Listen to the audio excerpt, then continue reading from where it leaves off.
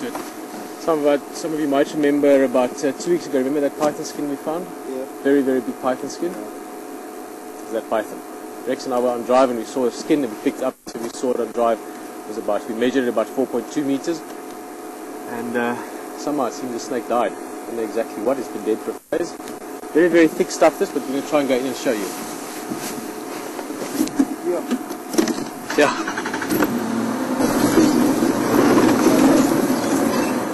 We'll be very, very close to it now. We're going to make a plan to give you a proper view. So we're going to go back to the waterhole quickly. We'll see you back here in 2 minutes, and we'll show you something a bit magic, but very, very interesting.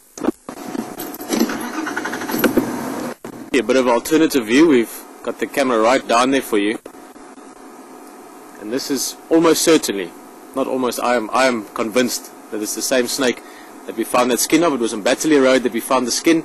It's only a couple of 100 meters from here, and we've had a look here at the tracks. Rexon also looked. Almost certainly this snake caught something. Who knows what? Maybe something big like an impala. It's big enough to do that. And then the hyenas came and must have stolen the carcass from it and killed it in the process.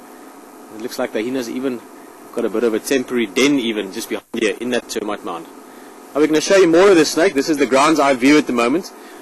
Just before we pick it up, I'm just going to give you an idea of scale. I'm going to put my hand next to that head, and then Rexon will show you around more, and I'll come and tell you a couple more things.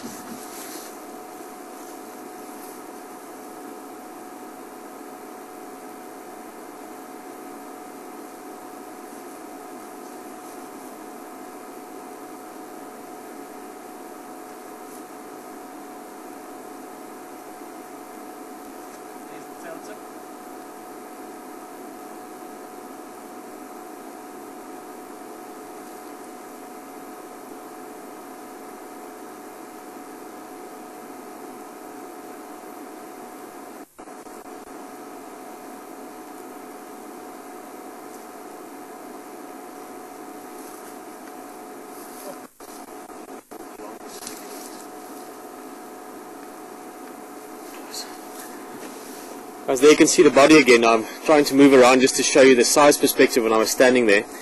But I would guess this estimated, sort of looking at the body, ropely at least 4.5 meters, probably close to 5. So this truly was a monster of a rock python. I think the rope's finished, Rex. But just look at that. Absolutely amazing. Now this would have been an incredible story, obviously, to have seen what happened here. Even just finding it now, this is something that I'll remember for the rest of my life. It's not often that you see a snake this big. Of course, it's sad that it's dead, but obviously the story around it, you can imagine the battle that took place here between the hyenas and the python. Mate, look at that head. Huge. Bigger than a hand. Much bigger than a hand.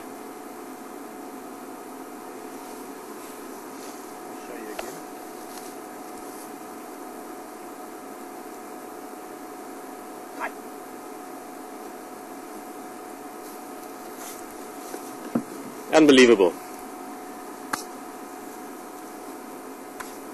Let's just go stand there again.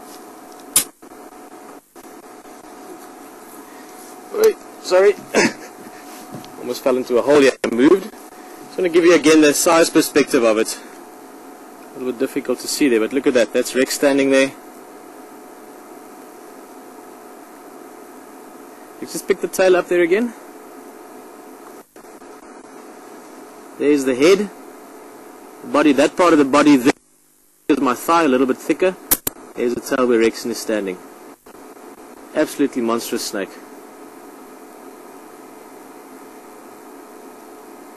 Rex? Unbelievable, you don't see this kind of thing very often.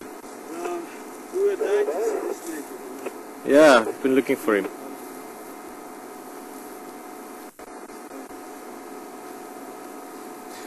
Well guys, we're going to just cut back to the waterhole for a bit just to get the rig back on the car, and maybe come and have a look again in the next day or two. But just look at that for a last look. A little bit shaky, so I'm just holding this in my hands, but unbelievable. See you back here just now.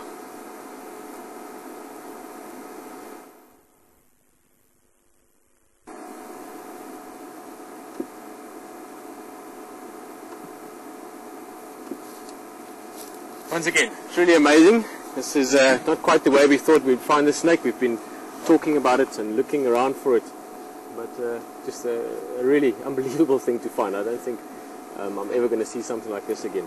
It's amazing to see something you've never expected or imagined before.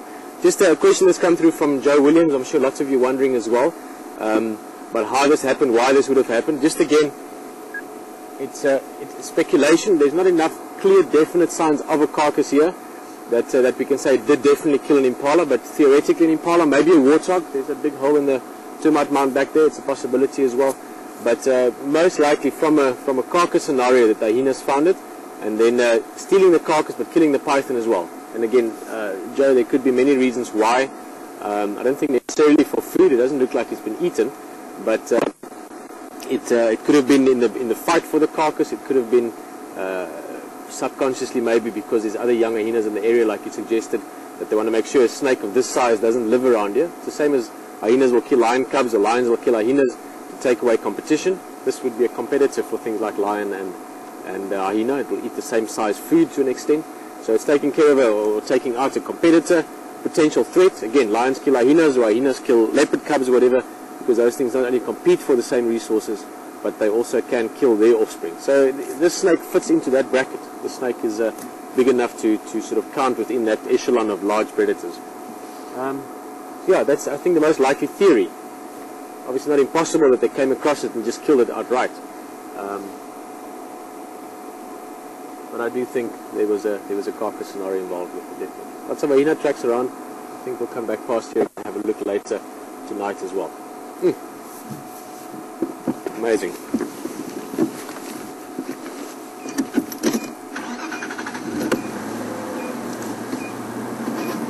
It stinks. Guarantee you that. Yeah. Don't want to put that in the bottle and use it for odor.